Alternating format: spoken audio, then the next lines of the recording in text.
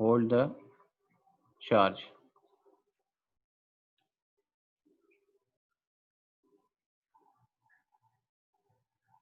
on a surface of a conductor. हो गया, चलो। कौन है भाई?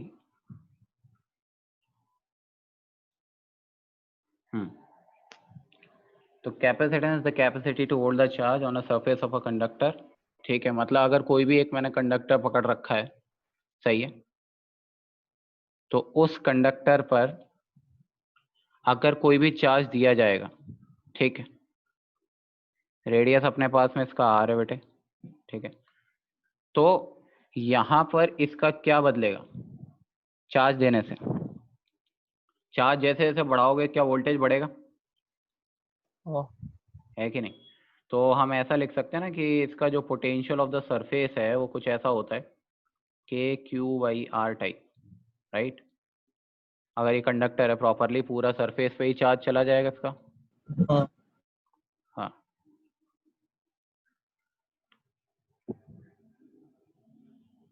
तो सरफेस पे जो पोटेंशियल आया वो हो गया के क्यू बाई आर। तो जो पोटेंशियल है वो किसके प्रोपोर्शनल आ रहा है? चार्ज के, राइट? ठीक है, मतलब चार्ज आप दे रहे हो, पोटेंशियल चेंज हो रहा है अकॉर्डिंगली, पर एक फैक्टर से चेंज हो रहा है, राइट? अगर मैं इसको देखूं तो Q बराबर ऐसा लिखा जा सकता है शायद R बाई के इंटू वी एस। ठीक, मतलब अगर आपने एक शेल पर पोटेंशियल दे दिया, एक मतलब एक कंडक्टर को एक पोटेंशियल दे दिया, तो उस पे जो चार्ज आएगा वो एक किसी पर्टिकुलर फैक्टर से मल्टीप्लाई होते हुए आएगा, और ये फैक्टर ही को हमने क्या बोला है? इसी को मैंने क्या बोला बेटा? कैपेसिटेंस। ठीक है, और ये फैक्टर होगा कितना? देखो इस वाले केस के लिए, पर्टिकुलर केस के लिए के की वैल्यू कितनी होती है? 1/4πε0। देखना कितना आ गया, 4πε0 आर इंटू वी एस।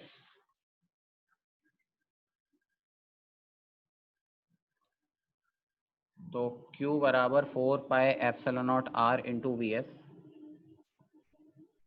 ये मेरा फैक्टर जनरेट होके आ रहा है, और इसी को मैंने क्या नाम दिया है? कैपेसिटेंस। देखो किस पे डिपेंड कर रहा है?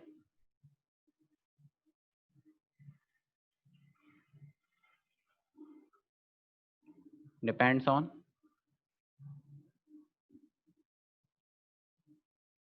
Material, shape, size and dimension.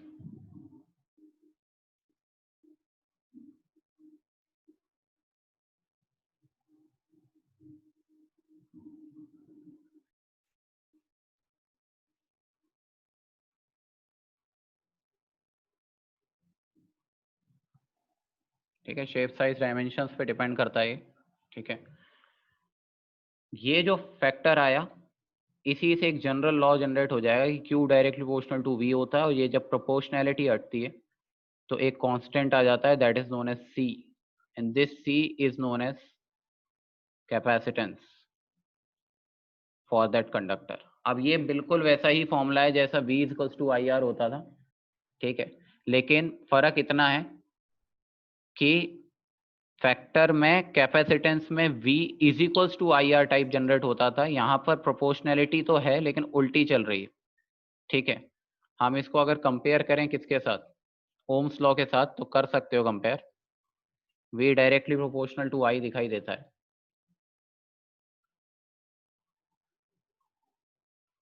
I directly proportional to V। ठीक है, तो यहां से जब ये प्रोपोर्शनैलिटी हटाते हो तो यहाँ पर एक, कहां पर रेजिस्टेंस आएगा? यहाँ पर आ जाएगा बेटा, R इधर आता है। दोनों में फर्क नजर आ रहा होगा तुमको, क्या फर्क है? अगर रिलेट कर सकते हो तो चार्ज को अगर I से रिलेट करते हो तो कैपेसिटेंस 1/R टाइप का जनरेट हो जाएगा, मतलब जो कांस्टेंट टर्म है, सही है? तो V is equals to I R जो जनरेट हुआ, उसमें हमें ध्यान क्या देना है? एक इम्पॉर्टेंट बात कि ये दोनों रिलेशंस काम जरूर आएंगे हमारे, जैसे ओम्स लॉ वाली कंडीशन जो पूरा करंट इलेक्ट्रिसिटी में V is equals to I R चलाते आ रहे थे, अब यहाँ पर क्या चलेगा, Q बराबर CV, ठीक है। ये एक इंपॉर्टेंट रिलेशन है कैपेसिटेंस के लिए, ध्यान रखना है। Q बराबर, सर जो कैपेसिटर होता है हाँ बेटा, तो मेनली चार्ज को स्टोर करने के लिए यूज होता है ना। बिल्कुल बिल्कुल चार्ज को ही स्टोर करवाएगा, सही बात है। तो इसे हम लोग सर्किट के साथ क्यों कंपेयर कर रहे हैं? नहीं बेटा, चार्ज को अगर होल्ड करवाएगा तो वो कुछ ना कुछ काम तो करेगा ना। सर्किट थ्योरी के अंदर में क्या काम होगा, अगर चार्ज होल्ड करके रख भी लिया तो क्या फायदा होगा उसका, बताओ। Voltage difference. हाँ, मतलब पोटेंशियल डिफरेंस जनरेट करेगा ना अक्रॉस द एंड्स, हाँ राइट। अब वो हाँ पोटेंशियल डिफरेंस हम लोग यूटिलाइज कर सकते हैं इन आर सर्किट, ठीक है। वो किस तरीके से, क्योंकि अल्टीमेटली चार्ज होल्ड करके बैठा हुआ है, पोटेंशियल डिफरेंस जनरेट कर दिया है उसने। अब अगर हाँ मुझे जरूरत पड़ेगी तो अपने हिसाब से मैं उस चार्ज को डिस्चार्ज भी तो करवा सकता हूँ। डिस्चार्ज हाँ करवाने का मतलब है कि मैंने चार्ज फ्लो करवाया सर्किट के अंदर, और चार्ज फ्लो करा मतलब करंट प्रोड्यूस हुआ, और हाँ। करंट प्रोड्यूस हुआ अच्छा। मतलब मेरा काम चल रहा है, सही है। क्यों यूज हो रहा ठीक है है सर। कैपेसिटेंस, एक इसका इंपॉर्टेंट बात यहाँ भी आती है कि why we use it, use of capacitor, ठीक है। कैपेसिटर एक ऐसी चीज है जो कि क्या प्रोवाइड करती है, एक बर्स्ट ऑफ एनर्जी देता है, हाँ बर्स्ट ऑफ एनर्जी, या फिर बोल सकते हैं सडन करंट देता है। तो ये इन शॉर्ट बैटरी हुआ है ना। हाँ, बैटरी का सब्स्टिट्यूट टाइप का है, लेकिन बैटरी क्या है, लॉन्गर टाइम्स तक चलती है।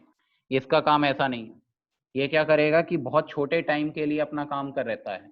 ये समझना जरूरी है कि आपका जो भी सर्किट बनेगा उसके अंदर ये बहुत शॉर्ट टाइम के लिए इन्वॉल्व कर सकता है खुद को, ठीक है। मतलब ऐसे सेकंड्स में निपट जाते हैं, 1 सेकंड 2 सेकंड। अगर तुमने कैपेसिटर देखे होंगे तो कूलर वगैरह में देखे होंगे, कूलर में देख सकते हो, पंखे में दिखा होगा, पंखे के सिलेंडर ऊपर में वाला जो, शेप का। हाँ ये गोल गोल वाइट शेप वाला है, जो रहता है। हाँ ऐसा ऐसा रहता है शेप, ठीक है। सिलेंड्रिकल देखा होगा, सिलेंड्रिकल कैपेसिटर्स होते हैं, ठीक है। कूलर में भी लगा रहता है पंखे के पास में, जो कि खराब हो जाता है, राइट, वो जल्दी चलता तो निपटता है। 1 साल। हाँ फिर हाँ गर्म हो चल जाता जाता है। है। अरे मतलब जल्दी निपटता है, उसको रिप्लेस करवाना पड़ता है कंपैरेटिवली, मोटर के कंपैरिजन में, ठीक है। क्यों लगाया जाता है उसका रीजन भी तो है। पहले के जमाने में जो कैमरास होते थे उसमें फ्लैश लाइट जलती थी, देखा होगा, ठीक है। फ्लैश जलाने के लिए पुराने वाले कैमरास में थोड़ी देर वेट करना पड़ता था एक फोटो क्लिक करने के बाद। ऐसा क्यों करते थे, इतना उस टाइम तो एलईडीज थी नहीं, ये समझ में आती है बात। उस टाइम मेरे पास में एलईडीज एग्जिस्ट नहीं करती थी, ठीक है। तो एलईडी थी नहीं, तो कम पावर्ड बल्ब्स नहीं थे मेरे पास में जिसकी हेल्प से मैं बहुत ज़्यादा मतलब इल्यूमिनेशन कर पाऊँ। तो उस टाइम पे ये कैपेसिटर्स का काम ही लगता था, क्योंकि अगर छोटा बल्ब भी है तो उसको भी अच्छा खासा वोल्टेज चाहिए होता था, या अच्छी खासी एनर्जी चाहिए होती थी।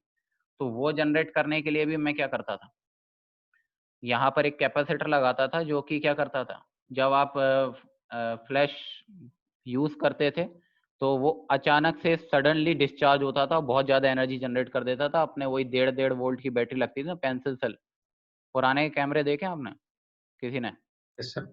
हाँ, तो पुराने कैमरे में 1.5 वोल्ट के 2 सेल लगते थे, छोटे वाले पेंसिल सेल, ठीक है। वो 3 वोल्ट की सप्लाई से वो इतनी बड़ी बैटरी नहीं, मतलब सॉरी फ्लैश नहीं जल सकता, तो इसलिए वो कैपेसिटर लगाया जाता था। और पहले के टाइम पे ये भी होता था कि कैमरे में पहले लाल लाइट रहती थी, धीरे के बाद कुछ समय बाद वो ग्रीन हो जाती थी, तब ही आप उसको यूज कर सकते थे प्रॉपरली। उसका भी फंडा कहाँ है, कैपेसिटर का, क्योंकि कैपेसिटर को चार्ज होने में भी कुछ समय लगता है, ठीक है। तो बर्स्ट ऑफ एनर्जी देने का ही इसका सबसे बड़ा काम है, कि मतलब हमें मान लो इस तरह की बात है, जैसे अपने पास में एक पंखा ही है, ठीक है। मैं पंखे की कॉइल बना लेता हूँ,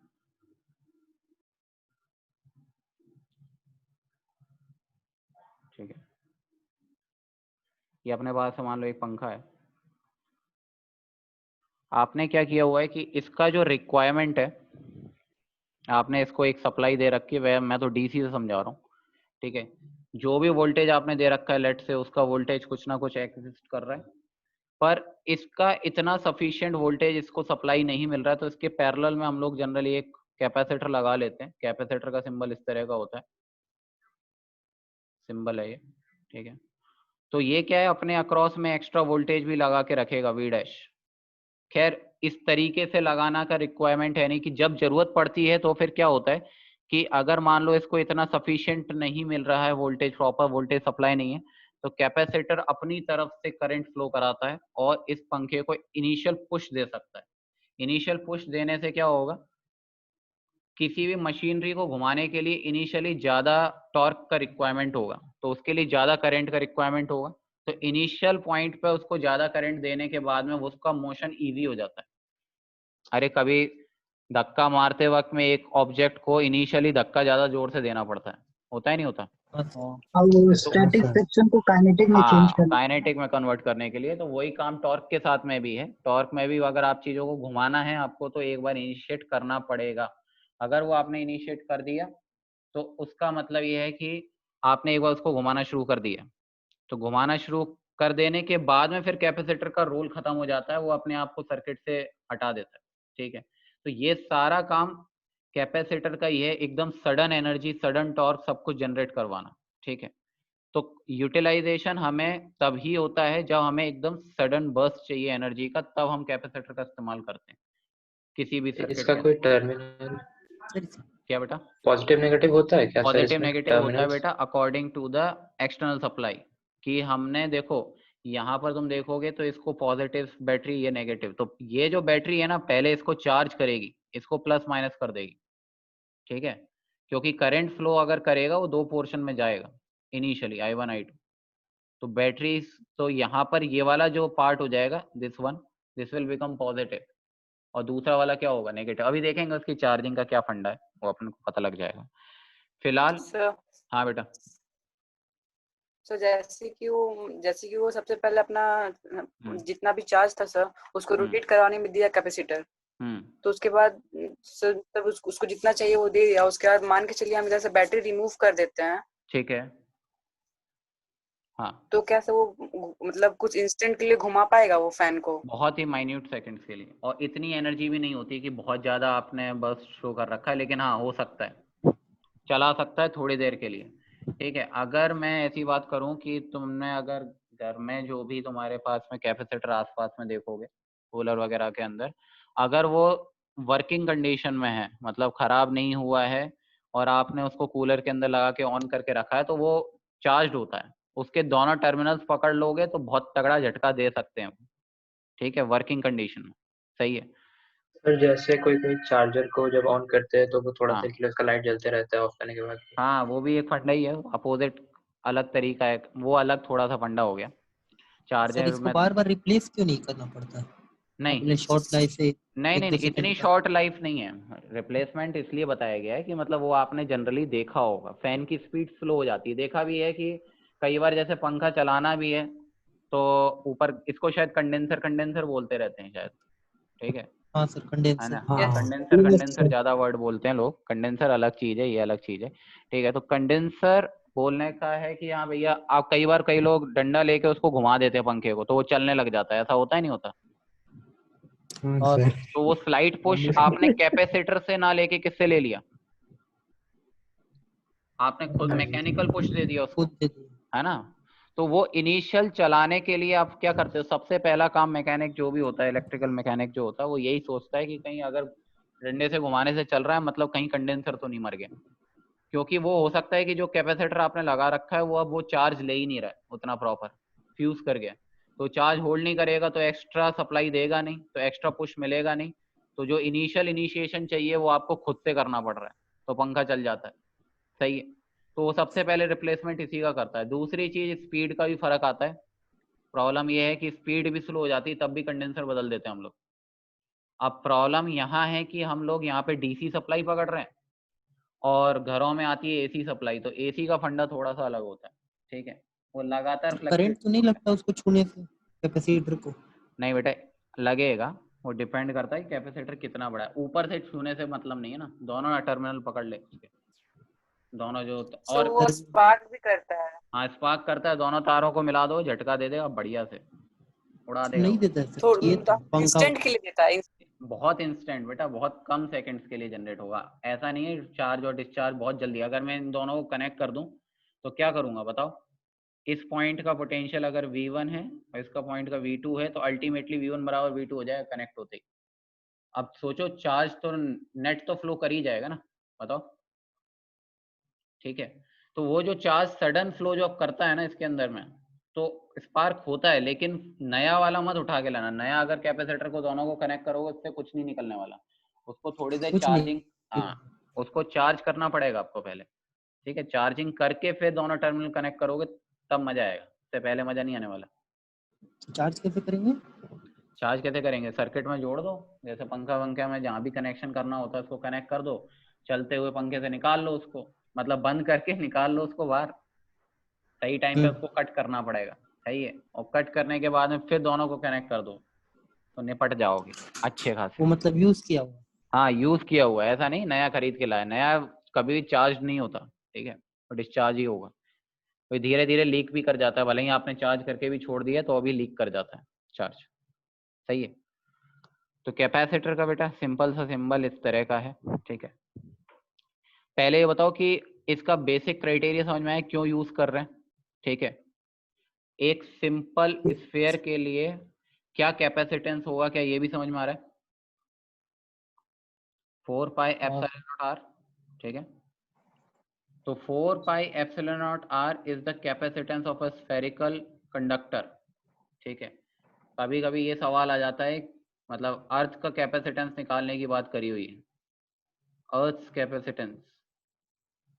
तो अर्थ का कैपेसिटेंस इनके चार्ज पर डिपेंड नहीं करेगा, अर्थ के उसके शेप साइज पे डिपेंड करेगा। एक स्फीयर मान सकते हो, एक अर्थ को एक स्फीयर मान लो, रेडियस आपको पता है, रेडियस ऑफ अर्थ कितना होता है 6400 किलोमीटर, ठीक है। तो इसका जो कैपेसिटेंस है वो कितना निकल के आएगा, 4 पाई एप्सिलॉन नॉट आर। कैसे निकला वो ऊपर देखा हुआ अपन ने, अरे बोलो चार्ज क्यू कर दिया, इसका पोटेंशियल सरफेस का v हो गया, तो v of surface is equals to K Q by R. तो q बराबर v इंटू आर बाई, तो हमेशा सरफेस पे देखेंगे। हाँ बेटा क्योंकि कंडक्टर पे तो चार्ज सरफेस पे ही आएगा, और सरफेस पे क्यों सर ये देख रहे हो, तो पोटेंशियल तो कंडक्टिंग हर का जगह केस का नहीं सेम ही है होगा, पोटेंशियल सर, तो ये हर जगह, अर्थ तो हाँ नॉन यूनिफॉर्म कंडक्टर होगा, मतलब एसेंसी हो अबे जाएगा नॉन ना। कंडक्टिंग ग्रेविटेशन में मानते हैं, इलेक्ट्रोस्टैटिक्स में कंडक्टर माना था, याद करो, दोनों अलग अलग अच्छा बात। मास के केस में क्योंकि हमने ये माना है कि अर्थ से अगर अर्थिंग करते थे, याद करो, तो सारा सारा कहाँ आता था, चार्ज सरफेस पे ही फैलता था। कंडक्टिंग नहीं मानते, नॉन कंडक्टर मानते, तो क्या अर्थिंग करने से चार्ज फ्लो भी करता है क्या? तो याद रखना है इलेक्ट्रोस्टैटिक्स में क्या मानते हैं, अर्थ को कंडक्टर, और ग्रेविटेशन के अंदर अर्थ कैसा बिहेव करेगा, इंसुलेटर।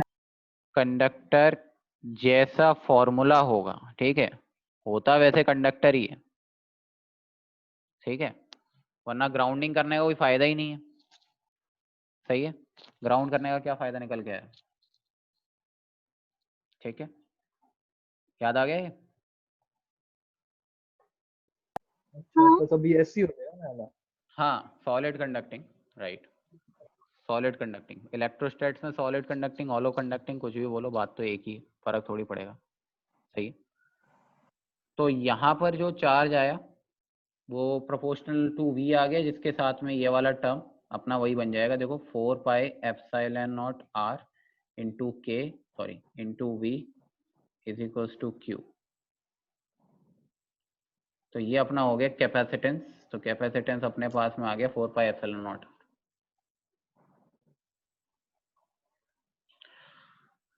ये वैल्यू निकाल सकते हो, 4 पाई पाई पता ही है, एप्सिलॉन नॉट की वैल्यू कितनी होती है 8.85 इंटू 10⁻⁻12। आर कितना हो गया 6400 किलोमीटर। देखो कितना आ रहा है, ये कैलकुलेट करो, कोई कैलकुलेटर निकाल के।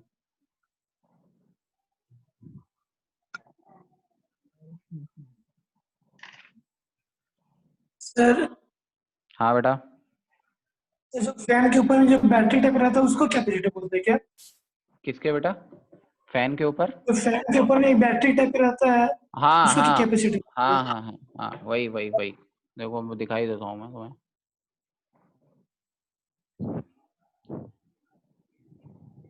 So sir 7.1 into capacity 10 to the power minus 4. हाँ सर अगर उसको ज्यादा हम चार्ज कर दिए तो क्या वो ब्लास्ट होने का डर रहता है? बिल्कुल बिल्कुल, लेकिन पहली बार ज्यादा चार्ज कर ही नहीं सकते उसको, ये भी प्रॉब्लम है। अच्छा अनलेस जैसे कि डायरेक्ट सर्किट से हाँ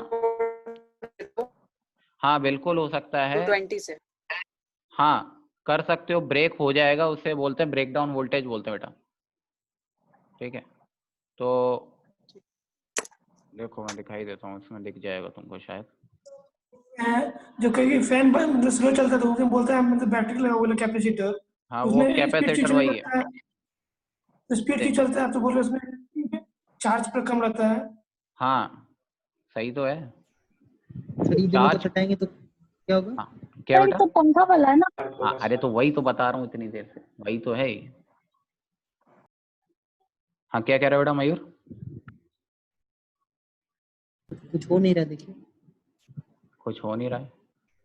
कर रहा है क्या? ब्लास्ट क्या एक्स्ट्रा कर में रहा सर ये था? चेंज करते रहते हैं, कैपेसिटर लेके हटाने पे आएगा कुछ होता मयूर। नहीं है सर। क्या बोल रहा है समझ ही नहीं आ रहा। सर ये दो मयूर वायर जो है ना कैपेसिटर लेके बैठा हाँ हुआ है। कुछ हो अच्छा नहीं रहा है सर हटाने से। अच्छा तू वैसे लेके बैठा हुआ है कि मैं देख ही नहीं रहा हूँ तेरे को। भैया, कहाँ है? अबे तू कैपेसिटर लेके ही बैठा हुआ है क्या?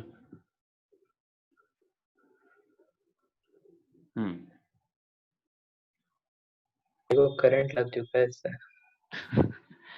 हाँ शाबाश। तो ये बेटा एक अनचार्ज दोस्त चार्ज डिस्चार्ज लगा है। के घुसा दिया था।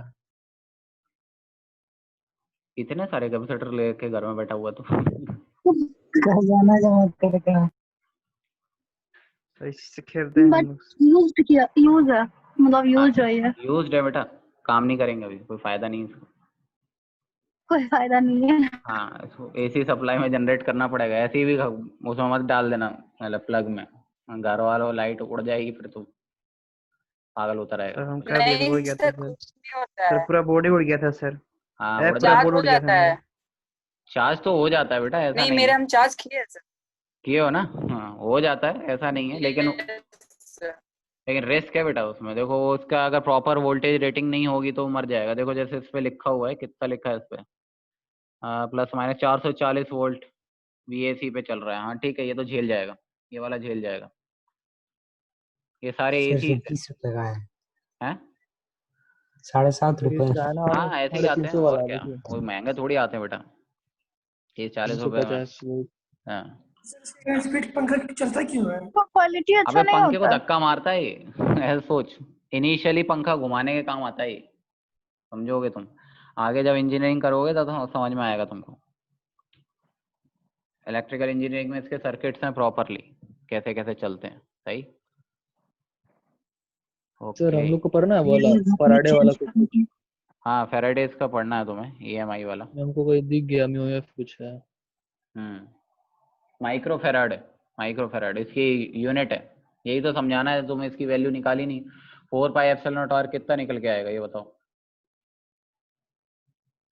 तो 7.1 into 10 to the power minus 4.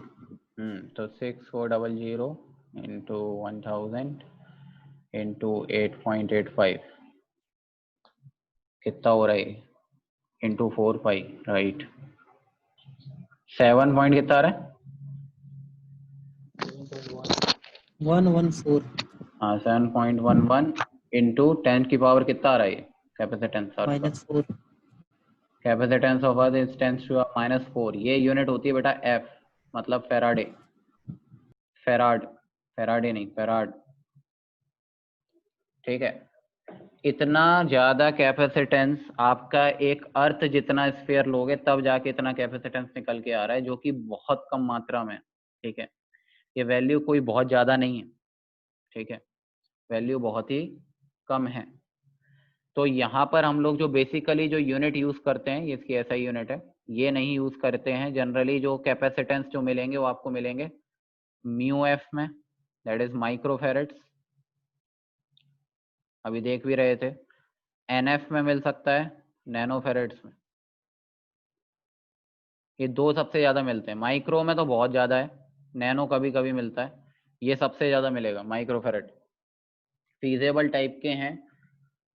अपने अर्थ का भी देखोगे तो 71 मिली फेरेड के आसपास में, कितना है अप्रोक्सीमेटली 71 मिली फेरेड, ठीक है। तो 71 मिली फेरेड के आसपास में चला गया।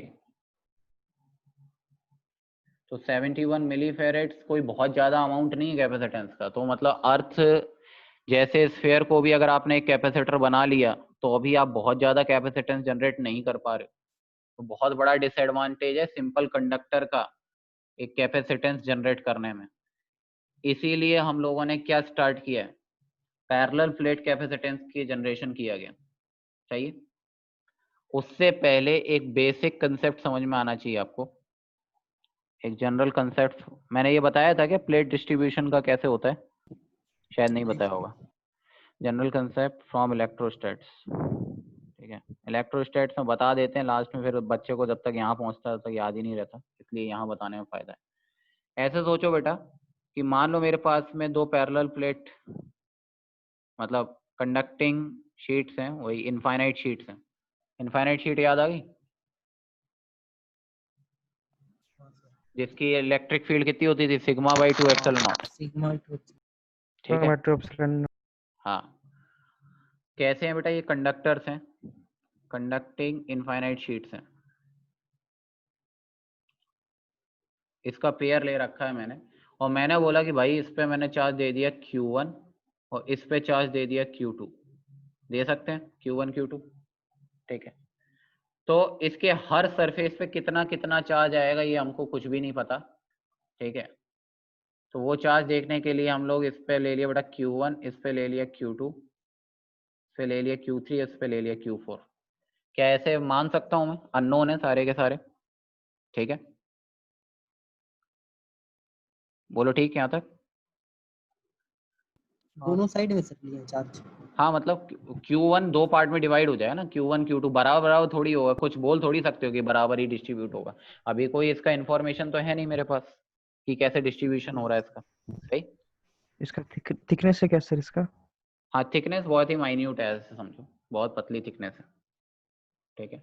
तो दो अलग दो लेयर्स दिखाई दे रही हैं आपको, एक Q1 की तरफ वाली लेयर दिखाई देगी, Q2 की तरफ लेयर दिखाई देगी, ठीक है। पतली कॉपी मान लो, कॉपी के अंदर में बहुत पतली सी थिकनेस है अपने पास में, तो दो सरफेस दिखाई दे रही है मुझे अलग अलग, लेफ्ट हैंड साइड अलग, राइट हैंड साइड अलग, ठीक है। हर पैरेलल प्लेट कैपेसिटर में 4 सरफेस होती हैं। यहाँ पे कितनी सरफेस हैं? 4 है। This is surface 1, this is surface 2, this surface 3 and this is surface 4। Sir मान लीजिए प्लेट सिंगल एटम ठीक है, हाँ तब भी दोनों साइड अलग अलग हो सकता है? नहीं, सिंगल एटम थिक में ऐसा काम नहीं होगा, दोनों तरफ अलग अलग वाला चांस नहीं है, ठीक है। एरिया डबल ठीक है, है मतलब कोई भी अगर फिजिकल प्लेट ले रहे हो तो उसमें दो सरफेसेस तो नजर आ ही जाती, ठीक है। सिंगल हाँ। लेयर मतलब अगर एक सिंगल लेयर ऑफ एटम है तो उसमें सिंगल ही चार्ज एग्जिस्ट कर सकता है, राइट। यहाँ पे अपन ने सिंगल इसको कंडीशन बहुत, के कारण। हाँ वही वाली बात है ना कि एक इलेक्ट्रॉन और जो भी मतलब अपने एटम्स हैं वो अलग अलग कैरेक्टरिस्टिक कैसे रख सकते हैं, हाँ, दो अलग अलग सेगमेंट हाँ में, ठीक है, इसलिए। ठीक है सर। ओके, तो Q1 को क्या लिखोगे? Q1 प्लस Q2 लिख सकते हो, और Q2 को क्या लिख सकते हो? Q3 plus Q4। ये तो सिंपल सी बात है, चार्ज कंजर्वेशन, राइट। कंडक्टर हैं तो एक लॉजिक बोला जा सकता है कि अंदर में इलेक्ट्रिक फील्ड कितनी होगी। जैसे ये पॉइंट है A और एक ये पॉइंट है B, A और B पॉइंट पे इलेक्ट्रिक फील्ड कितनी होंगी? 0 होंगी कि नहीं होंगी, ये बताओ। होगा। हो गई। होंगी। By property of conductor we can say electric field at A should be equals to 0 and electric field at B must be equals to 0 as well, होना ही पड़ेगा। तो इलेक्ट्रिक फील्ड एट A 0 हो गई, B भी 0 हो गई।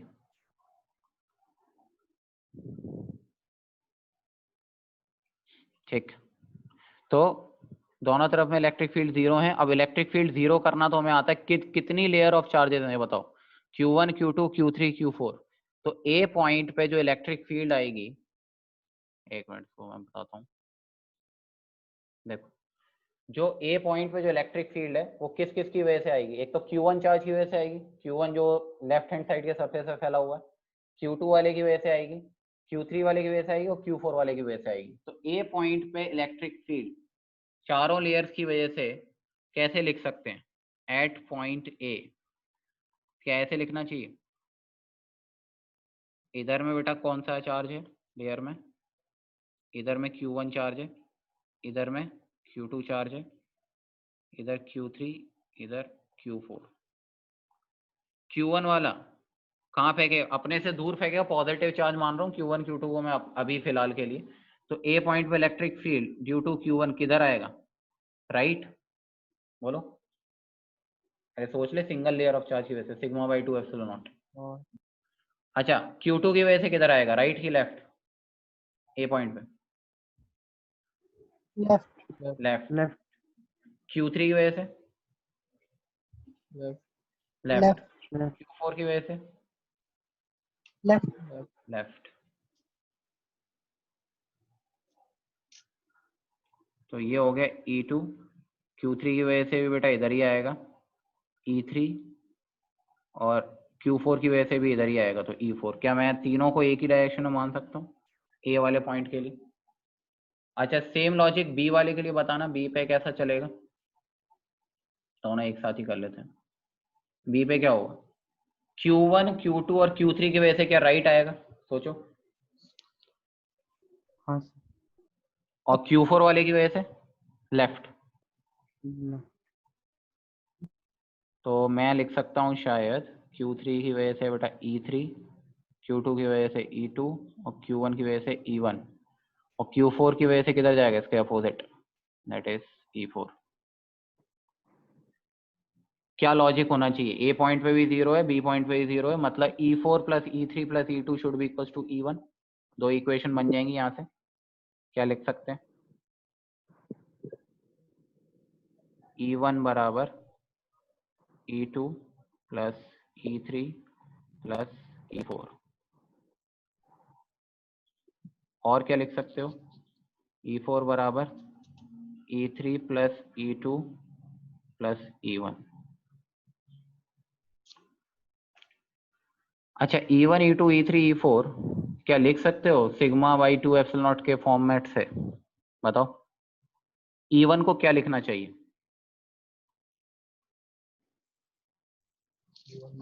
Area, हाँ मतलब ऐसे लिखा जा सकता है शायद Q1 by area of plate, सबका एक जैसा ही है, आइडेंटिकल प्लेट्स मान रहे हैं, ठीक है।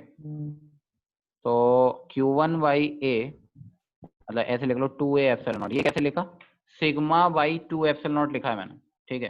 तो सिग्मा क्या होता है, चार्ज अपॉन एरिया, तो वो क्या लिख गया Q1 बाई ए, क्लियर है, is equal to Q2, Q2 कितना होगा, मतलब sorry E2, Q2 by 2a epsilon naught. Similarly ये क्या हो गया Q3 by 2a epsilon not, और ये क्या हो गया Q4 by 2a epsilon not, ठीक।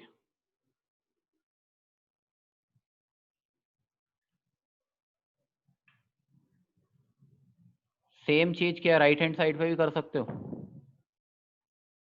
इस पूरी इक्वेशन से क्या निकल के आएगा, Q1 बराबर Q2 plus Q3 plus Q4, Q2 plus Q3 plus Q4 और इधर में राइट हैंड साइड वाले में मेरे Q4 ख्याल से बराबर Q3 plus Q2 plus Q1 Q3 plus Q2 plus Q1। एक इक्वेशन ये आ गई, मतलब एक नहीं, इसको तीसरी बोलेंगे, थर्ड इक्वेशन, फोर्थ इक्वेशन, और पहली दूसरी इक्वेशन यहाँ है।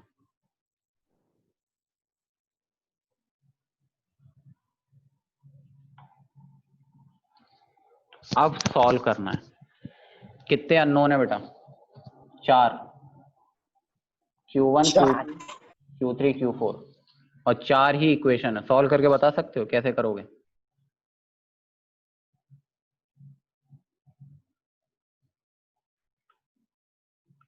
ट्राई करो,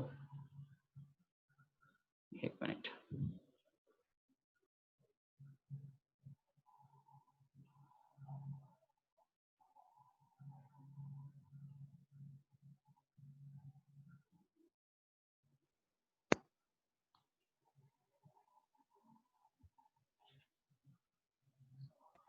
Q1 plus Q2 by 2 Q2 equal to minus of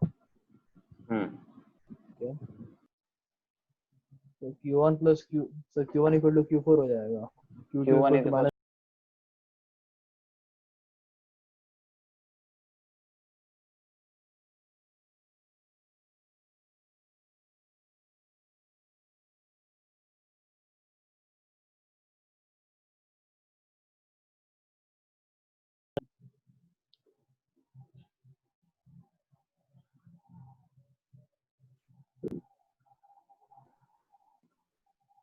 हाँ सर। हाँ बेटा, कितना आ रहा? Q1 equal Q4 equal Q1 plus Q2 by 2.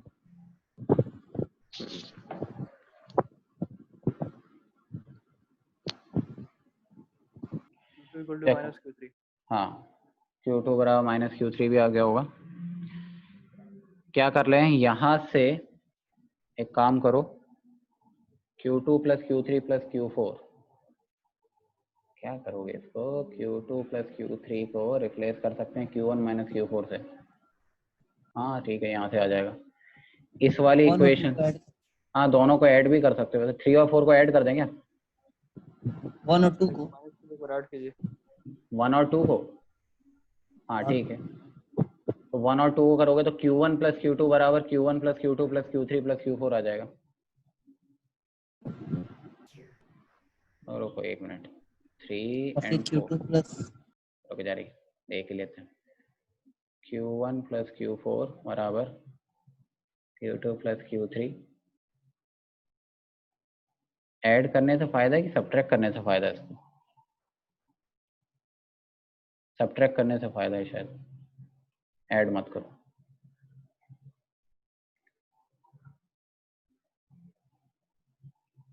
हटाना है, इतना कौन मेहनत करेगा? Q4 को रिप्लेस कर दे इसमें, हटा। क्या लिखोगे? Q1 बराबर Q2 plus Q3 plus Q3 plus Q2 plus Q1। ये सही लिखा है क्या? देखो यहाँ से क्या आ गई इक्वेशन? हाँ Q2 equal to minus Q3। हाँ, तो यहाँ से अपने पास में Q2 बराबर माइनस Q3 आ जाएगा। एक तो ये इक्वेशन आ गई, ठीक है। Q2 बराबर माइनस Q3 आ गया, तो इसको फिर पुट इन इक्वेशन 3 कर दो। इक्वेशन 3 में अगर आप इसको पुट कर दोगे तो Q2 Q3 कट जाएगा, तो Q1 बराबर Q4 आ जाएगा। देखो इस वाले फॉर्म को इधर रख दो तो क्या दिखेगा? Q1 बराबर Q4 आ जाएगा, ठीक है। ये दो पोर्शन निकल के आ गए, Q1 बराबर Q4 आ गया और Q2 बराबर माइनस Q3 आ गया। अब इन सब को कहाँ डालोगे? इक्वेशन 1 एंड 2 में डाला जा सकता है। 1 और 2 को ऐड कर दोगे तो दिखेगा add 1 and 2, what you will get कि Q1 plus Q2 is equals to Q1 plus Q2 plus Q3 plus Q4, और Q1 plus Q2 plus Q3 plus Q4 अगर आ रहा है तो Q1 बराबर Q4 लिखा जा सकता है। Let's say this is equals to 2Q1, और Q2 बराबर Q3 है तो कट ही जाएगा, तो बेटा Q1 कितना आ गया?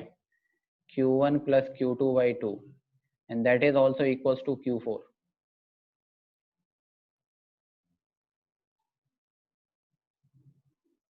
ये एक इम्पॉर्टेंट आया यहाँ पर कि जो चार्ज बाहर की तरफ जो आ रहे हैं सरफेस में वो कितने आ गए? Q1 plus Q2 by 2।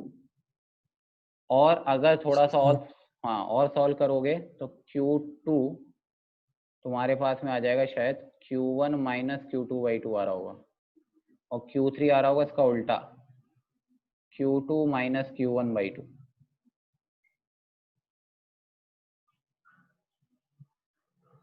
ये सही है क्या? ये देखो एक बार, दोनों को जोड़ोगे तो Q1 आना चाहिए, Q1 माइनस Q2, हाँ ये निपट जाएगा, Q1/2 Q1/2, यस Q1 आ रहा है, ठीक है।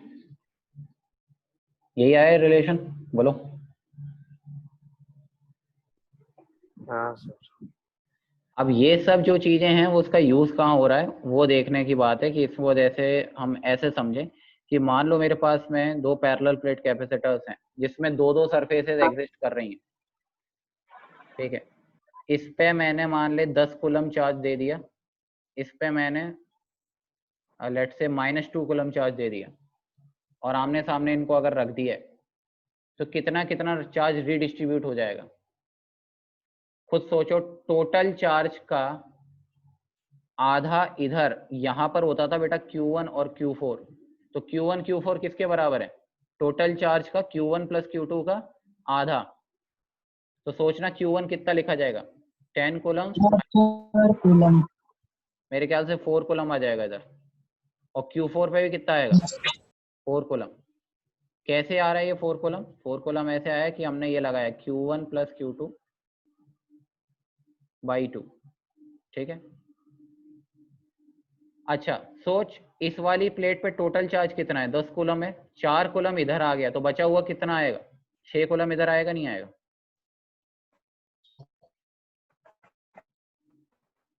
समझ आ रहा है?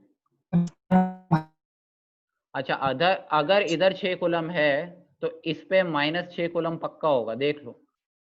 4 कूलम इधर आ रहा है, टोटल -2 कूलम करना है, तो लेफ्ट हैंड साइड पे कितना जनरेट करूं? -6 कूलम करूं तभी तो -2 कूलम होगा। Charge can neither be created nor be destroyed, isolated system. तो चार्जेस का रीडिस्ट्रीब्यूशन करना आ गया मुझे, ठीक है। 4 कूलम जो भी टोटल चार्ज है उसका आधा लेफ्ट हैंड साइड पे और आधा राइट हैंड साइड पे एक्सट्रीम सेगमेंट्स पर, बाकी सारी तरफ में क्या हो जाएगा? हम चार्ज कंजर्वेशन से निकाल सकते हैं। अरे समझ आए कैसे लिखा मैंने?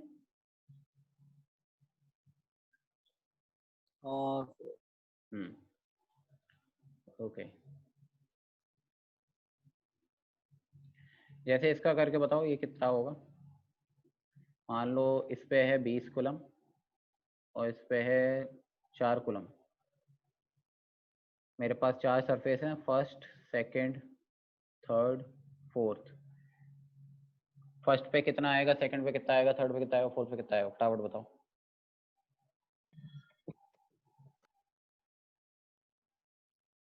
सर Q1 Q4 12, Q3 8 और -8।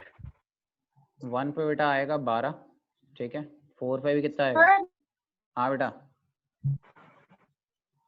क्वेश्चन ही नहीं आया, क्वेश्चन नहीं आया? पुराना वाला ही है। आ जाएगा बेटा। सर नेट खत्म हो गया। अच्छा नेट खत्म हो गया, कोई नहीं। हाँ बेटा। सर हाँ तो ये जो रिलेशन लगा रहे हैं आप Q1 प्लस Q2/2, ये हाँ। इस केस पे जब दोनों का सिग्मा सेम हो नहीं और सिग्मा अलग रहेगा तो सर? नहीं, सिग्मा कहाँ सेम था बताना, जनरलाइज सिग्मा कहाँ सेम लिया मैंने कहीं भी? एरिया सेम है। नहीं सर, दोनों कैपेसिटेंस का प्रूफ किए हैं। हाँ जनरलाइज के लिए दिया है, देखो सिग्मा भी ना सर, तो मटेरियल सिग्मा बेटा चार्ज डेंसिटी होती है। अच्छा चला तो सिग्मा अलग होगा सर ना? हाँ सिग्मा तो सबका अलग होगा ही, चार्ज पर यूनिट एरिया होता है। तो Q1/A is different, Q2/A is different, Q3/A is different, सभी अलग है। यहाँ पे देखो ना, तो फिर कटेगा नहीं ना सर रिलेशन में? नहीं कट रहा ना। कहाँ कट रहा है? ऊपर में भी कहाँ कटा बताओ, कहीं तो नहीं कटा। हम दूसरा चीज पूछ रहे हैं क्या पूछ रहे हो बताओ? सर। ये जो रिलेशन है ना, ये टोटल हाँ सर हल्का सा ऊपर की जैसा, हल्का ऊपर, ये ओके। सर हाँ Q1 equal sir, to Q2 plus Q3 plus Q4। अच्छा तो Q1, इसमें हम हाँ ए और सिग्मा को तो मतलब एप्सिलॉन नॉट को काटे है ना? एप्सिलॉन नॉट को काटे, हाँ ए और एप्सिलॉन नॉट को काटे हैं। तो एप्सिलॉन नॉट तो ठीक है बेटा सर, समझ गए। वैक्यूम है और एरिया ऑफ प्लेट सेम ही ले रहे हैं हम लोग, ठीक है। हाँ वो डिफरेंट रहेगा तो सर नहीं हो पाएगा ऐसे। नहीं, उसमें भी हो जाएगा क्योंकि हम फिर उतने ही पार्ट एरिया को कंसीडर करेंगे, एरिया उतना ही कंसीडर करेंगे जो ओवरलैपिंग होगा। ठीक है, ठीक है बाकी का सर। काम ही नहीं करेगा कैपेसिटेंस में। हाँ, और कौन क्या बोल रहा था बताओ। सर हाँ बेटा। अगर एक तरफ बोल दिया सर आयरन का है हाँ और एक फिर कॉपर का है सर, हाँ तो सर तभी तो उसको मानना पड़ेगा आइडेंटिकल ना। हाँ, आइडेंटिकल तो मानो। अबे एप्सिलॉन नॉट किस चीज पे डिपेंड करता है? सर दिया रहा है या ना रहा है। इलेक्ट्रिक फील्ड पे डिपेंड कर रहा है बेटा। एप्सिलॉन नॉट तो इलेक्ट्रिक फील्ड पे डिपेंड कर रहा है, और इलेक्ट्रिक हाँ, वो फील्ड तो तो रहता ही, वो तो चलेगा। अंदर जो बीच का जो सरफेस है वो तो वैक्यूम वाला ही क्रिएटेड है। आप तो वही मान के चल रहे हो। डाइलेक्ट्रिक का फर्क पड़ेगा थोड़ा बहुत, वो दिखाया जाएगा कि डाइलेक्ट्रिक लाने से क्या फर्क पड़ता है, लेकिन अपन ने अगर एक तरफ आयरन और कॉपर ले रखा है तो दोनों ही अपने कंडक्टर ही मान रहे हो ना आप, तो इलेक्ट्रिक फील्ड तो जीरो ही मान रहे हो अंदर में। अगर अंदर में इलेक्ट्रिक फील्ड जीरो नहीं है तो बेसिक पे जाना पड़ेगा बिल्कुल, कि हाँ कितनी है उसको उसके हिसाब से देखा जाए। समझ आ रहा है? सर हाँ बेटा। सर मेरा आवाज जा रहा है, सुन। हाँ जा रहा है जा रहा है, बता।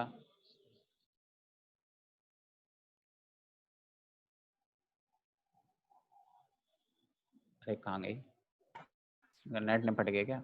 ये तो कंडक्टिंग का केस है ना यार दोनों। हाँ ये कंडक्टिंग के केस हैं बेटा, कंडक्टर के लिए ही लग रहे हैं, ध्यान रखें। हेलो हाँ बेटा। सर बीच में कोई नॉन कंडक्टर होगा तो उसको इन्फ्लुएंस नहीं लेगा। हाँ अरे नॉन कंडक्टर का क्या असर पड़ेगा वो तुम्हें भी दिख जाएगा क्या होता है उससे।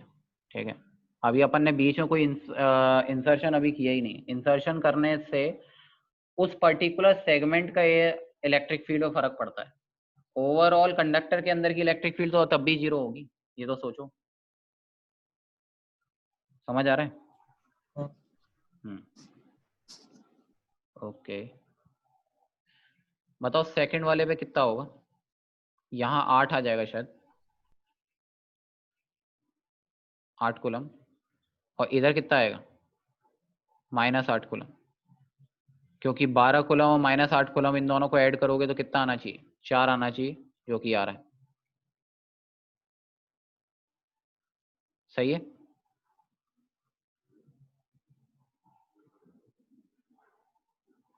अच्छा ये करके देखना, अगर ऐसा दे दिया तो इधर 2 कूलम, इधर 5 कूलम,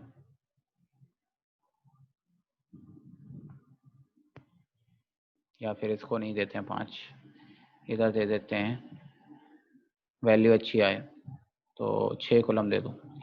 अब बताओ इसमें क्या करेंगे? बाकी तीन सर। अब बाकी पे कुछ नहीं, अनचार्ज है। इस तरह का आ जाए फिर,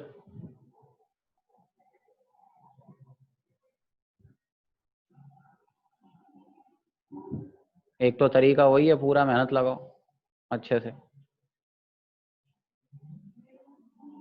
तो इसमें चार्ज इंड्यूस करवा सकते हैं?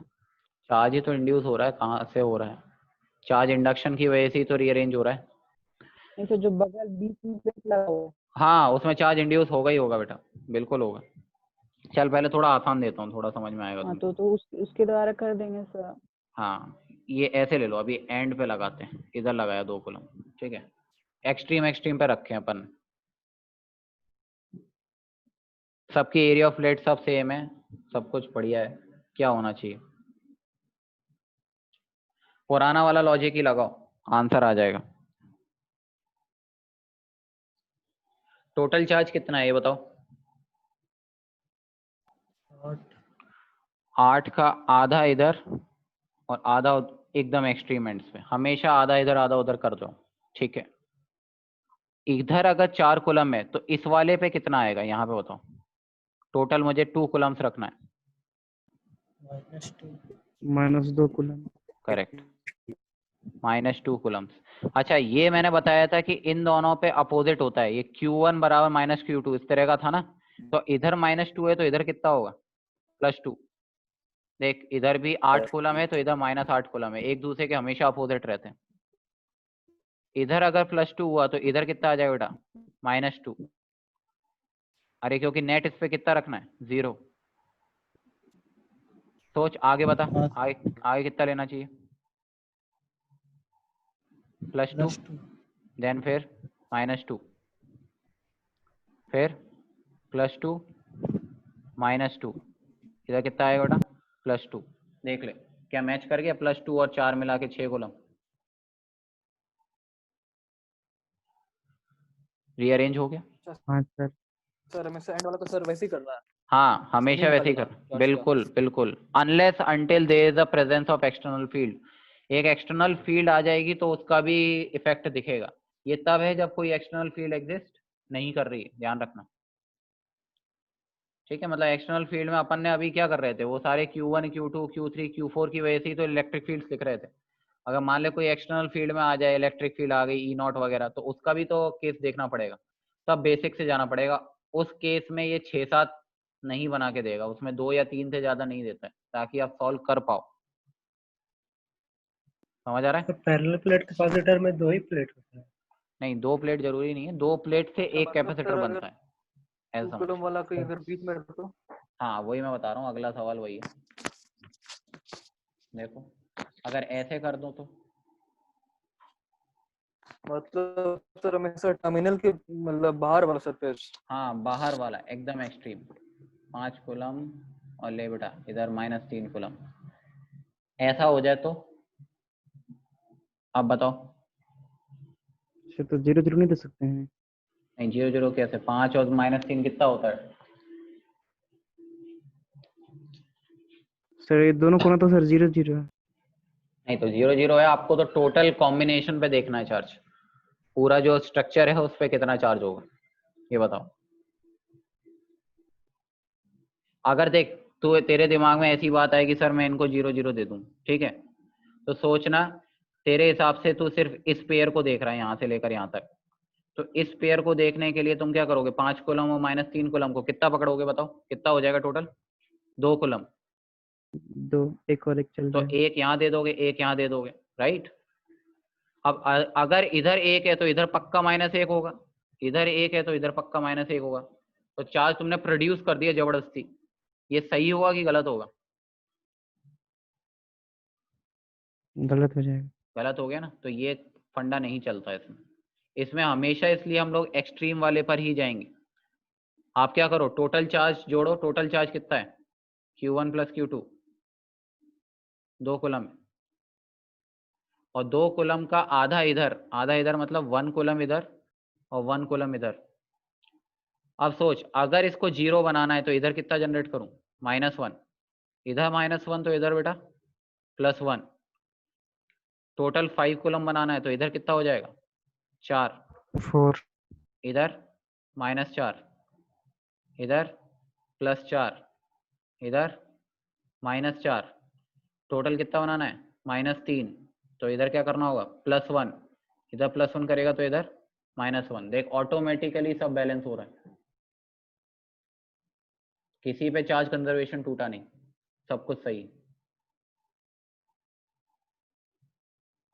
समझो इस चीज को कैसे डिस्ट्रीब्यूशन किया मैंने।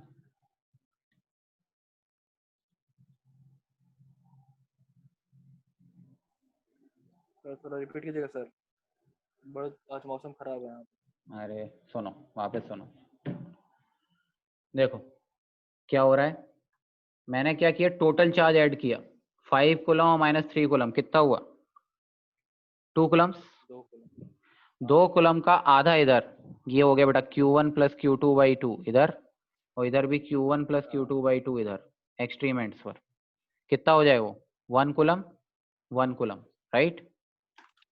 अब सोच अगर इस पे टोटल चार्ज तो 0 रहना है, अनचार्ज था ये, तो इस पे अगर 1 कूलम आएगा तो इधर कितना आएगा, -1 कूलम भी आएगा।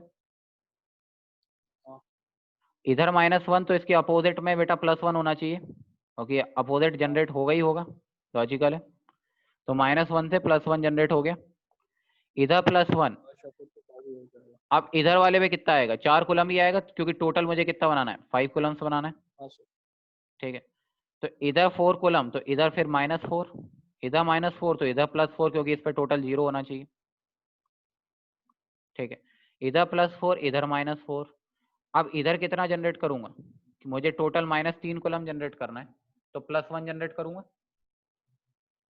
ठीक है, तो इधर +1 तो इधर -1, देख लो फाइनल वाले पे 0 आ गया। अच्छा, मतलब सर हाँ चार्ज सर कहीं भी डाले सर, कोई भी प्लेट में, मतलब हाँ बाहर वाला का ही होगा, टर्मिनल वाला का ही, हाँ, बाहर वाला मतलब टोटल चार्ज का आधा इधर आधा उधर कहीं भी आपने चार्जिंग कर दी है, उससे फर्क नहीं पड़ता।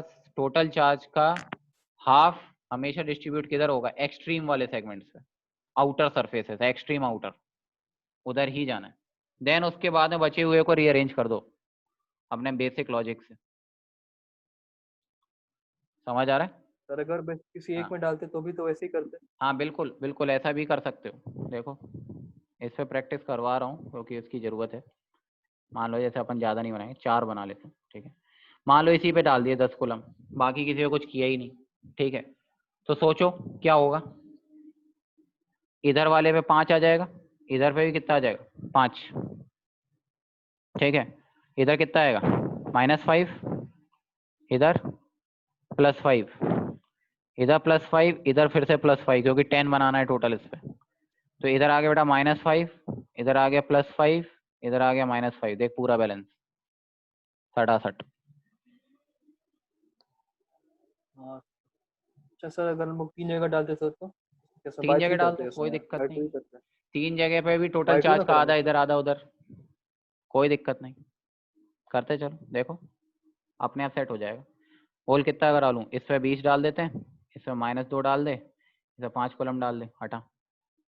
टोटल चार्ज को कर कितना है, अरे यार 5 ये ऑड आ जाएगा, कुछ इवन कर लेते हैं उसको, 5 को 6 कॉलम कर ले। ऐसा नहीं है कि ऑड पे नहीं आएगा, पर कैलकुलेशन गंदी हो जाएगी। तो आधा इधर 12 इधर 12 इधर, टोटल चार्ज कितना है 24। ठीक है, तो 24 का आधा लेफ्ट हैंड साइड, आधा राइट हैंड साइड। तो इधर 12 इधर -12, इधर +12, इधर कितना आएगा 8। ठीक है, तो इधर आया बेटा -8, इसको बनाना है -2, तो इधर कर देगा 6, इधर आ जाएगा बेटा -6। देख बैलेंस हो गया।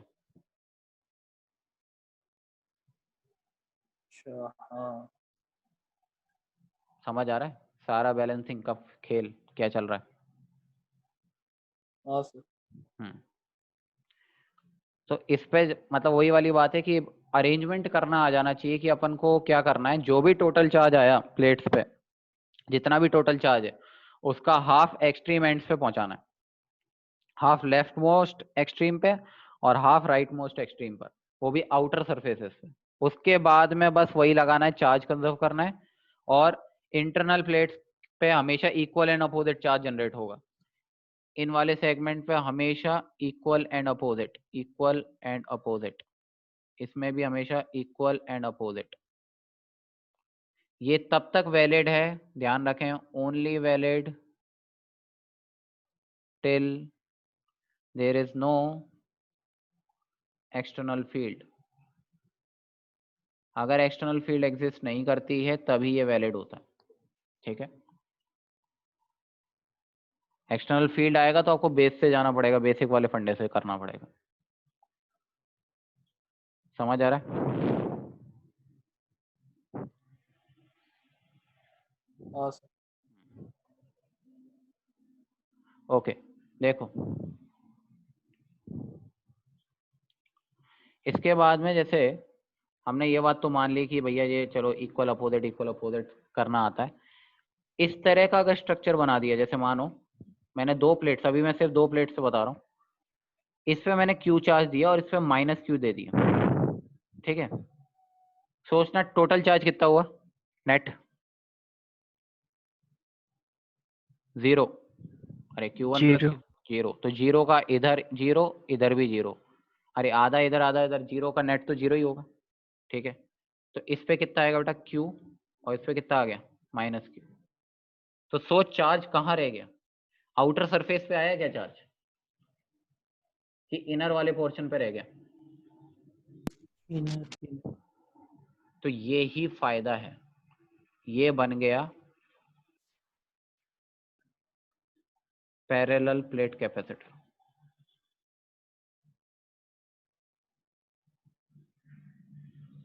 सर फायदा क्या हुआ? फायदा भी बताया जाएगा, अभी तुम्हें दिख जाएगा। अच्छा, इसका फायदा यहीं से देखते हैं, आ जाओ। मैं तुम्हें 4 पॉइंट देता हूँ उसमें। एक पॉइंट है बेटा ये ए, एक पॉइंट 4 नहीं मतलब 3 ही पॉइंट दूंगा, एक बी पॉइंट है और एक सी पॉइंट है। तीनों पे इलेक्ट्रिक फील्ड्स बताओ, ए पॉइंट पे, बी पॉइंट पे, सी पॉइंट पे।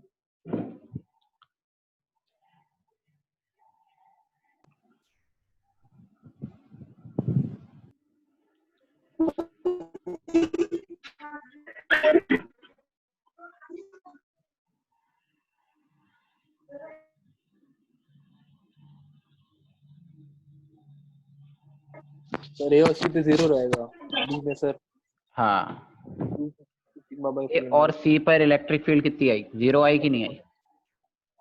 ए पॉइंट पे इलेक्ट्रिक फील्ड लिखोगे, कैसे लिखोगे? इस Q वाले चार्ज की वजह से इलेक्ट्रिक फील्ड किधर जाएगी? इधर।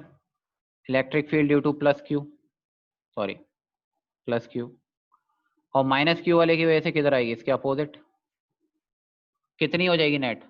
Electric field due to charge infinite plate is sigma by 2 epsilon naught. दोनों का सिग्मा सेम है, चार्ज सेम है क्योंकि। तो यहाँ पर electric field at point A कितनी हो गई? 0 हो गई कि नहीं हो गई? बोलो। क्या सेम लॉजिक से इलेक्ट्रिक फील्ड एट सी भी 0 हो जाएगी? अरे सी पॉइंट पे माइनस Q की वजह से इधर आएगा और प्लस Q की वजह से इसके अपोजिट जाएगा। नेट तब भी क्या होगा? 0 ही होगा। बोलो। सर ऐसा तब होगा जब ये प्लेट से इनफाइनाइट होगा। क्या बेटा? फिर ये प्लेट सारा जब इनफाइनाइट होगा तब ऐसा होगा ना? हाँ तभी ऐसा होगा, तभी इनफाइनाइट प्लेट कैपेसिटर्स की बात कर रहे हैं। मतलब जो इनके बीच का जो गैप होगा ना, ये जो डिस्टेंस है D is much less than the areas के सेगमेंट के कंपैरिजन में। मतलब एरियाज के कंपैरिजन में that D is very small, right? तभी ऐसा कर सकते हैं। ठीक है सर। ठीक है, तो इनफाइनाइट बना रखी हैं। अच्छा, बी पॉइंट पे कितनी इलेक्ट्रिक फील्ड होगी? Electric field at point B मेरे हिसाब से सिग्मा बाय एप्सिलॉन नॉट आ रही होगी। हाँ सर। Sigma by 2 epsilon naught plus Q की वजह से और माइनस Q की वजह से भी सिग्मा बाई 2 एप्सिलॉन नॉट उसी डायरेक्शन में, दोनों एक ही डायरेक्शन में आ रही होंगी, तो दोनों जुड़ जाएंगी। तो sigma by 2 epsilon naught plus sigma by 2 epsilon not is sigma by epsilon not. तो इलेक्ट्रिक फील्ड कहाँ कन्फाइन हुई, ये बताओ, कौन से रीजन में? बीच में। बीच में ही रहेगी अंदर वाला।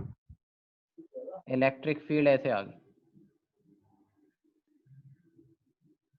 यूनिफॉर्म होती है इलेक्ट्रिक फील्ड तो पैरेलल लाइंस होंगी, और बाहर में कोई इलेक्ट्रिक फील्ड नहीं है। ध्यान से देख, क्या ये कंटेनर टाइप नहीं बन गया? कंटेनर ऑफ इलेक्ट्रिक फील्ड,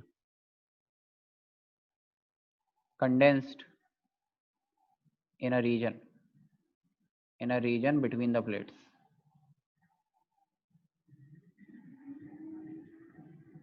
बाहर में इलेक्ट्रिक फील्ड है ही नहीं, सिर्फ और सिर्फ कहाँ है? अगर आप इलेक्ट्रॉन को यहाँ बीच में रखोगे तो ही नाचेगा, इधर रख दोगे इलेक्ट्रॉन को कोई घंटा फर्क नहीं पड़ने वाला उसको।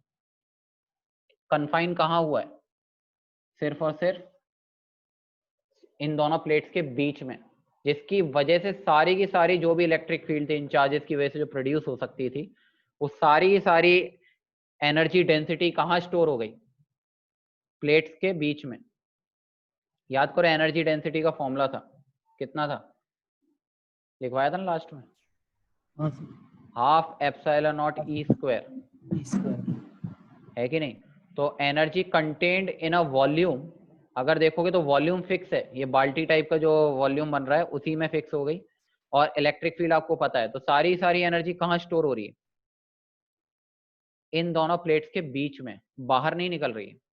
बाकी जो ऊपर वाले थे उनमें क्या था? देखो, जैसे तुम्हें सिंपल एक एग्जांपल देते हैं, यहाँ पे होगा एक, ये वाला था या ये वाला था 4 कूलम। इसमें देखना, इस ए पॉइंट पे इलेक्ट्रिक फील्ड 0 होगी क्या? इलेक्ट्रिक फील्ड एट ए, ये बताओ। चलो 6 और -6 की तो मर गई, ये तो अपन मान लेते हैं कि ये दोनों कैंसिल कर देंगे, पर 4 कूलम और 4 कूलम वाले क्या दोनों एक ही डायरेक्शन में फेंक नहीं देंगे इसको? Electric field due to 4 coulomb into 2 हो जाएगी यहाँ पे। तो इलेक्ट्रिक फील्ड ए पॉइंट पे 0 हो रही है क्या ऊपर वाले इस वाले एग्जांपल में? तो टोटल इलेक्ट्रिक फील्ड कहाँ फैल रही है? इसमें बीच में भी फैल रही है प्लेट्स के बाहर भी फैल रही है, तो एनर्जी कैसी हो गई, डिस्ट्रीब्यूटेड हो गई, इन्फिनिटी तक चली गई इलेक्ट्रिक फील्ड, और उससे मुझे फायदा नहीं मिलेगा। मुझे फायदा कब मिलेगा, जब मेरे को एनर्जी कहाँ मिल रही है, एक पर्टिकुलर रीजन में मिल रही है, एक फिक्स सेगमेंट में स्टोर करके रख पा रहे हो, वही एनर्जी मेरे काम की। इसलिए हम हमेशा क्या करते हैं, जब भी एक पैरेलल प्लेट या कोई भी कैपेसिटर बनाते हैं तो उस पे हमेशा इक्वल एंड अपोजिट चार्ज दिए जाते हैं, Q एंड माइनस Q। अगर इस तरह का काम नहीं करोगे तो बाहर में भी एनर्जी लीक होगी, जिसका मेरे को कोई फायदा नहीं मिलेगा। सर्किट के अंदर जो काम आने वाली एनर्जी है वो कौन सी होगी, इन प्लेट्स के बीच में जो इलेक्ट्रिक फील्ड जनरेट हो रही है, इस इलेक्ट्रिक फील्ड की वजह से जो पोटेंशियल डिफरेंस जनरेट हो रहा है दोनों प्लेट्स के बीच में। इलेक्ट्रिक फील्ड आई है तो पोटेंशियल तो आ ही जाएगा बेटा, E डॉट डी आर बराबर डेल्टा वी होगा। पहले बताओ कुछ समझ में आया क्यों मैंने ऐसा बनाया इस स्ट्रक्चर को?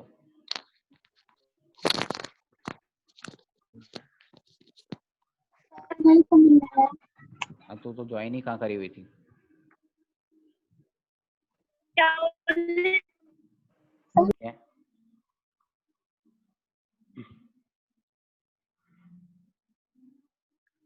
बताओ कोई डाउट है इसमें? हाँ बेटा। हर जगह पे इस कैपेसिटर के कारण इलेक्ट्रिक फील्ड लगभग 0 होगा ना? मतलब कहाँ पर? किसी भी डायरेक्शन में? किसी भी डायरेक्शन में अंदर को छोड़ के, यस। ठीक है सर। हाँ, एंड करेक्शन में इशू आता है, वो तो खैर कॉमन सेंस है, एंड वाले पॉइंट्स में दिक्कत होती है तो उसको इंसुलेट कर देते हैं, परेशानी ही खत्म हो जाएगी। ठीक है, तो वही है इसका बेसिक जो हमने जनरेट करने का फंडा निकाला वो यहाँ से आता है। यहाँ जन्म हुआ है इसका पैरेलल प्लेट कैपेसिटर का। एक्चुअली आइडिया ओरिजिनेशन डायरेक्टली अपन ने यहीं से सीख लिया, इसको अलग से सिखाते हैं। देखो ऐसे समझाते हैं, idea for parallel plate capacitance.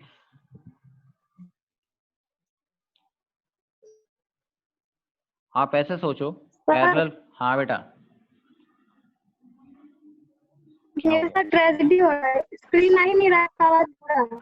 अरे तू वीडियो देख लेना, मैं कर दूंगा, काय परेशान हो रही है इसमें? हाँ सर उससे पहले कि हम देख पाए उतना टाइम मिल जाना चाहिए। अच्छा ठीक। देखो बेटा, एक ये कैपेसिटर था, मतलब कैपेसिटर क्या था, एक कंडक्टर था, रेडियस r, इस पे चार्ज आपने रख दिया प्लस Q। इसकी इलेक्ट्रिक फील्ड कहाँ से कहाँ जाती है बताओ? कंडक्टर है, सरफेस से इन्फिनिटी,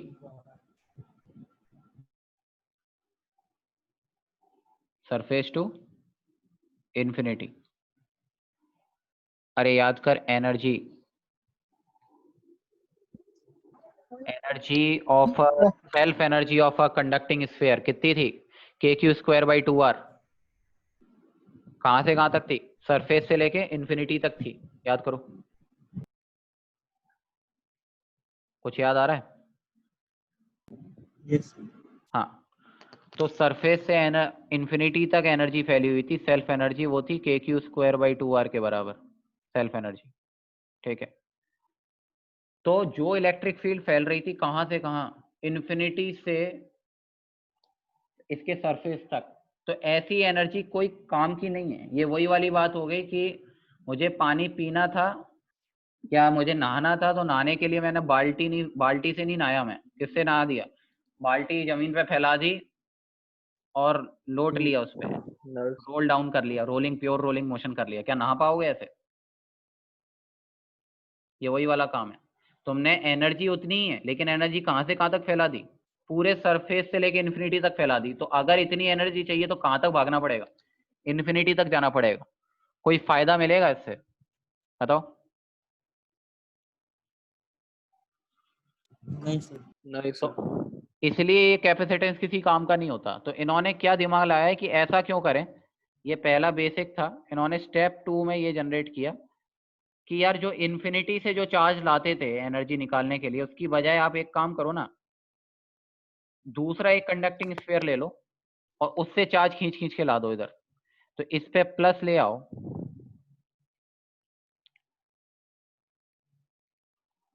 और इस पे क्या जनरेट कर लो, माइनस, मतलब एक से चार्ज लाया दूसरे पे पटक दिया, तो इससे क्या होगा, इलेक्ट्रिक फील्ड कैसे जाएंगी बताओ। ये तो डाइपोल टाइप का बन गया कुछ कुछ, तो डाइपोल की इलेक्ट्रिक हाँ फील्ड कुछ सर। ऐसी बनेगी, पॉजिटिव से नेगेटिव, पॉजिटिव से नेगेटिव टाइप, राइट, मतलब जो ऐसा ही बनना चाहिए। तो बताओ इसमें इलेक्ट्रिक फील्ड कन्फाइन होना शुरू हुई कि नहीं हुई, इसमें अभी भी लॉस था, सॉरी इधर आएगा, तो इलेक्ट्रिक फील्ड का क्या हुई, ये वाले रीजन में तो कैसे हो गई, इधर में कन्फाइन हो गई, इलेक्ट्रिक फील्ड कन्फाइन हुई, लेकिन ये अभी भी बर्बाद है, ये बर्बाद है, ये अभी भी बर्बाद हो रही। तो फायदा मिला, पिछले वाले से बेटर स्ट्रक्चर बन गया मेरे पास में कि हाँ भैया इलेक्ट्रिक फील्ड कोई दो पॉइंट के बीच में जनरेट हो गई है, लेकिन अभी भी बहुत सारी एनर्जी वेस्ट हो रही है। तो इस सर। एनर्जी से बचने के लिए इन्होंने क्या किया, स्टेप 3 में इसको एक दूसरे के ऊपर चढ़ा ही दिया, ऐसे समझो। मैं तो स्फेरिकल कैपेसिटर की बात बता रहा हूँ, स्फेरिकल कैपेसिटर कैसे बन गया, एक ऐसे ले लिया, एक इसके ऊपर एक कंसंट्रिक शेल और ले लिया। अब सोचो, एक पे मान लो इस पे प्लस ले लिया अपन ने, और दूसरे वाले पे क्या ले लिया, माइनस। शेल्स हैं, कंडक्टिंग शेल्स हैं। अब बताओ इलेक्ट्रिक फील्ड कहाँ जाएगी, इस रीजन में कन्फाइन हो गई क्या,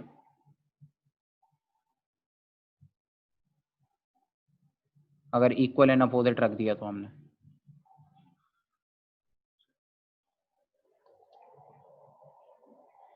क्या बन गया, स्फेरिकल कैपेसिटर। सर बाहर से नहीं आएगा, बाहर से इसलिए नहीं आएगा क्योंकि बेटा मैंने दोनों चार्ज एग्जैक्टली सेम लिए हुए हैं, इस पे प्लस क्यू लिया है, इस पे माइनस क्यू लिया है। तो अभी लगा के देखोगे तो दिख जाएगा कि इनर सरफेस और आउटर सरफेस पे ही रहेगा, इसलिए बाहर पे कुछ बचेगा ही नहीं। ऊपर वाले में नहीं लिए थे। हाँ ऊपर वाले में नहीं लिए, एग्जैक्टली बराबर नहीं लिए, ठीक है, कुछ अलग अलग ही है। फिर तो काट देगा नहीं नेगेटिव वाला। नहीं ऊपर इसमें अगर तुम अलग अलग भी ले, अलग अलग भी ना लेके इक्वल भी लोगे ना, तो डाइपोल जैसी इलेक्ट्रिक फील्ड तो जनरेट होगी ना इसमें, ये बताओ। हाँ तो ये तो डाइपोल है, इसमें तो वेस्ट होना ही होना है। वो वेस्टिंग तब बच सकती है जब आप एक दूसरे के ऊपर चढ़ा दो इसको, तभी वो अपने पुराने वो कंसंट्रिक शेल वाला फंडा यूज करेंगे, अदरवाइज ये तो दो अलग अलग पॉइंट चार्जेस की तरह बिहेव करेंगे, दो स्फीयर। सही है, इस पॉइंट पे इलेक्ट्रिक फील्ड एग्जिस्ट करेगी, डाइपोल है ना, डाइपोल पे इलेक्ट्रिक फील्ड तो एग्जिस्ट करती है एक्सियल पॉइंट पे। हाँ तो वहां तो करेगी करेगी, बच नहीं सकते इसमें, चाहे आप इक्वल लो चाहे वेरिएबल लो, अलग अलग लो, ठीक है। पर डिस्टेंस बहुत कम रखूंगा तो हाँ लगभग 0 हो जाएगा ना। क्या क्या क्या कम रखूंगा, डिस्टेंस को दोनों के बीच का। नहीं उससे भी क्या फर्क पड़ता है, इलेक्ट्रिक फील्ड तो kp/r³ होता है ना, 2 kp/r³। तो कुछ तो होगा ही ना, एग्जैक्टली 0 होना वाली बात थोड़ी होती है।